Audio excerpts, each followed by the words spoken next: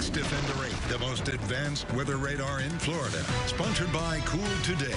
Hey, good evening, everybody. Another nice day across the Tampa Bay area, albeit hot and humid, as you might expect for this time of year. But we're going to see some changes over the next few days. Not tomorrow, because tomorrow rain chances is still decently low. Same thing on Thursday especially. But then moisture is going to converge on us. There's a lot of tropical moisture to our south, and there's moisture building across the southeast. That will all come together, squeeze out a better chance of showers and storms over the weekend. It's not going to be a washout this weekend, but certainly a lot more widespread activity. However, today, none of that on the beach at all. Look at St. Pete Beach. Beautiful day out there. Temperature right now is 87 and the dew point is 76. So it's a lot of moisture. Looking at Max Defender 8 radar, that moisture is producing a few scattered showers and thunderstorms. So we'll zoom into a couple of areas of interest right now.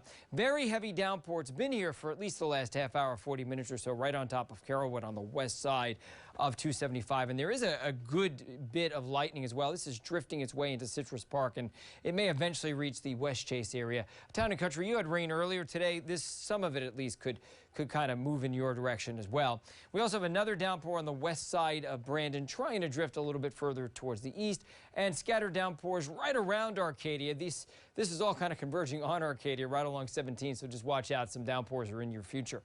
Water vapor loop, though, shows that overall it is generally dry here. It's been pouring all day across South Florida. We missed out on that rainfall. The dry air is with us, generally speaking, for about the next 48 hours. So, as we head through the evening hours, notice these storms inland. If they do happen, they'll put out a boundary, and so these showers will probably last for at least a couple more hours. So if you're going to be out and about, most of the time you will be dry, but there could be a shower, so take that umbrella if you're going to be outside tonight. Tomorrow morning it will be dry when you wake up, dry most of the morning, but then into the afternoon hours, scattered showers and thunderstorms forming. It's a very good chance of storms inland, but not a very good chance at all along the coast tomorrow. Rain chances running from only 10% along the coast to about 50% inland. If you're boating, winds will be light in the morning, then during the afternoon the sea breeze will kick in, and those winds will pick up to 10 to 15 during the afternoon. So you're seeing in the morning about 1 foot, maybe 2 to 3 feet late in the day, but overall it's a pretty good boating day. This is the pattern, at least through Thursday, with this steering flow generally from the west to the east, most of the storms blowing inland. So there's not going to be much rain along the coast, much better chance of those storms inland. Now, a big pattern shift as that front gets closer by Friday and into the weekend, because there's going to be more moisture and a pretty prevailing westerly steering flow, which is going to be decently strong.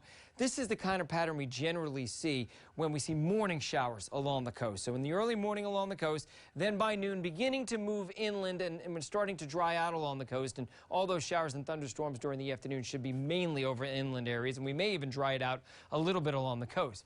So if you headed out to the Tampa Bay Watch Tarpon Rodeo, which is happening at Fort DeSoto Park on Friday morning, you may have to contend with some hit and miss showers in the morning, probably drier during the afternoon, and those rain chances really ramping up as we head into the weekend. But again, it is not a washout. In the tropics, development not expected over the next 5 days, and what's helping that is lots of Saharan dust that's moving our way. It'll get here as we head into Sunday and again on Monday. Here's a look at your 8-day forecast now. So rain chances low the next couple of days, except inland areas, a better chance, and then up to 60% over the weekend. But remember, it's not a washout. We'll still have some windows of opportunity.